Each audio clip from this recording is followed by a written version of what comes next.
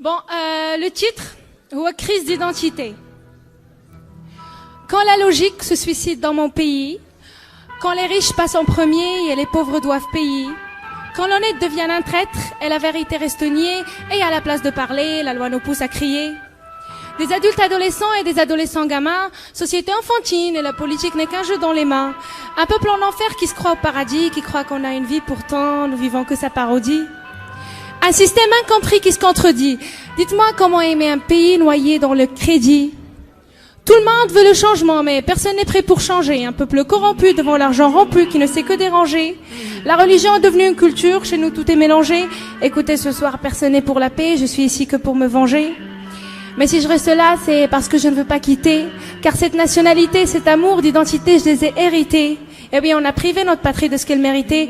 Ce qui sort de ma bouche n'est pas à écouter, mais plutôt à méditer. Quand les smartphones se vendent dans les boutiques et les livres par terre, quand les principes décèdent et on commence à draguer les mères, c'est vrai que mes paroles...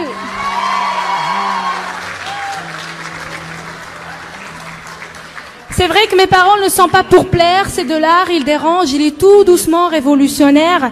Vivant dans la déception, dépression, répression, besoin d'organisation, de civilisation et de motivation, manquant d'amour, d'affection et d'éducation. Et malgré cela, nous attendons un progrès, une extension, une évolution. Alors que chez nous, on se soigne chez soi et on meurt dans les hôpitaux. Et si tu ouvres ta gueule, je t'assure, on te la casse avec un marteau. L'éducation nationale, elle nous a quittés un peu trop tôt. Mais le Maroc va bien, que sur 2M et les photos. Chez nous, les gamins naissent avec leur fardeau. Bref, notre société est encore une ado. Juste recevoir des cadeaux. Mon rêve était de la regarder en face, mais elle m'a tourné le dos. Mais je vais pas quitter, car cette nationalité, cet amour d'identité, je les ai hérités. Eh oui, on a privé notre patrie de ce qu'elle méritait. Écoutez, ce qui sort de ma bouche n'est pas à écouter, mais plutôt à méditer. Je parle d'un pays où on ne connaît que le couscous, où les étudiants ne réussissent pas mais on les pousse.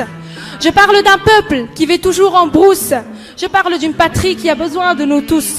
Je parle du Maroc, le pays des libertés. La liberté d'expression, la démocratie sont des leçons à dicter. Des phrases et des citations, on les apprend le matin pour les réciter. Mon Maroc est le pays de l'indépendance et la lutte. On a tous étudié ça dans le cours du mythe. Mon Maroc, c'est le développement, l'urbanisation de la pauvreté. On a le TGV, l'ONSF, on est chic, très beau à regarder. Mais je vois de l'espoir quand je regarde mon drapeau. Il y a le vert, il y a le rouge, quand même. C'est le sang qui coule sous la peau. C'est pour ça que je vais lutter. Bien sûr, pas comme les autres qui donnent des leçons aux autres pour les autres. Ils se montrent d'accord alors qu'ils sont tous contre. Ils nous rassurent en disant ce pays est le vôtre. Vous êtes la porte qui porte l'essor. C'est votre sort d'avancer, agissez. Mais laissez-nous passer, recommencer, effacer ce présent, c'est passé. On a la force de foncer, à fond, c'est fausseté, à force de rester silencieux, soucieux. Non, nous sommes pas vicieux, nous sommes si précieux. Je ne sais pas si le futur nous attend ou nous l'attendons, mais en attendant, si je suis un peu pessimiste, je vous demande le pardon. Merci.